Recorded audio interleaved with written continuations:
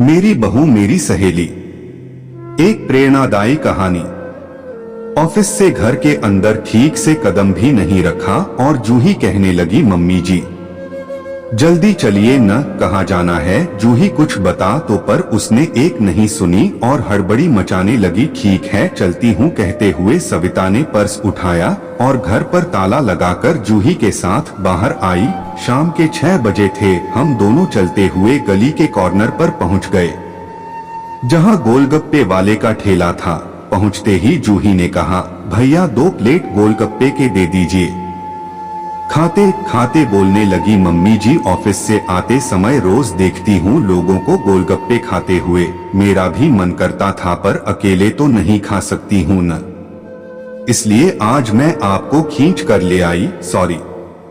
कोई बात नहीं जूही, मुझे भी अच्छा लगा बहुत दिनों बाद गोलगप्पे खाकर। Thank you. जूही बहुत खुश हो गई। हम दोनों मजे से गोलगप्पे खाकर बातें करते हुए घर पहुंच गए। यह मेरी बहू थी। उसे शादी करके हमारे घर आए हुए 10 साल हो गए। हम दोनों ने अपना इतना अच्छा तालमेल बनाया कि बिना किसी नोक झोंक के हम आराम से आगे बढ़ते जा रहे हैं, जिससे घर की शांति में खलल न पड़े।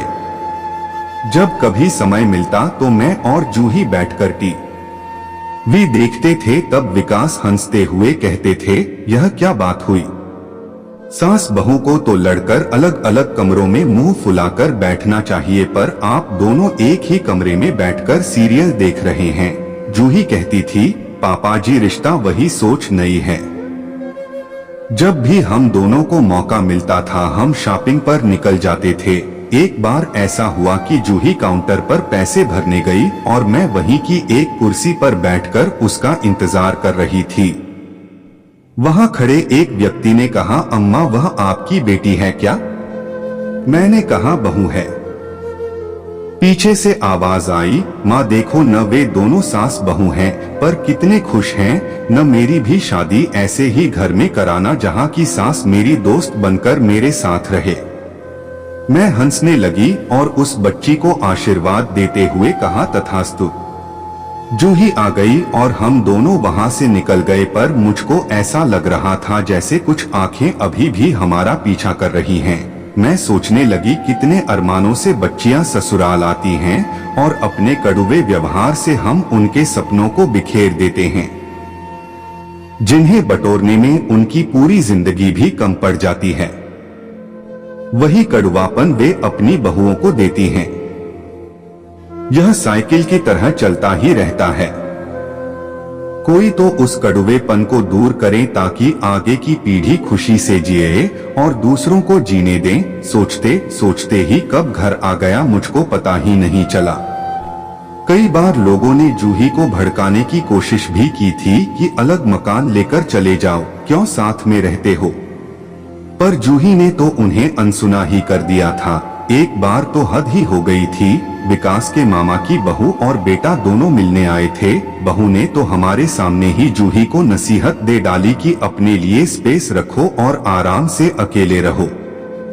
उनके जाते ही विकास ने हंसते हुए कहा, हाँ तो जूही बेटा एक अपार्टमेंट देखो क्या तुम लोगों के लिए। जूही ने झट से कहा, पापा जी ऐसे लोगों की बातों को एक कान से सुनकर दूसरे कान से निकाल देना चाहिए, यह उसके संस्कार हैं।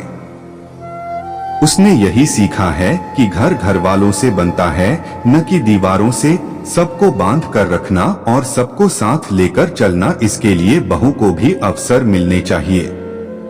बेटे और बहू को भी बीच बीच में अकेले छोड़ देना या उनको उनका समय बिताने का अवसर देते रहना चाहिए। हर समय उनके आगे पीछे नहीं घूमना चाहिए, उनके कामों में दखलंदाजी नहीं करना चाहिए। जूही और हिमांशु को यह अवसर आराम से मिल जाता था, क्योंकि मैं स्कूल में नौकरी करती थी और सवेरे 7:30 बजे घर छोड़ देती थी। विकास भी आए दिन टूर पर ही रहते थे।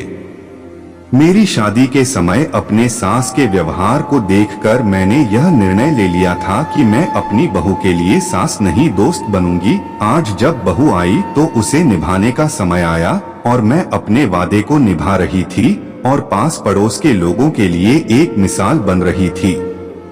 दोस्तों, जहाँ चाह है वहाँ राह है।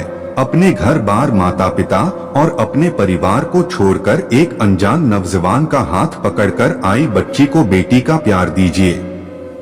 उसके लिए घर का माहौल इस तरह का बनाइए कि कभी उसे मायके की याद न आए। फिर देखिए आपको आपका घर स्वर्ग के समान नजर आएगा। असंभव कुछ भी नहीं है, संभव करना हमारे हाथ में है।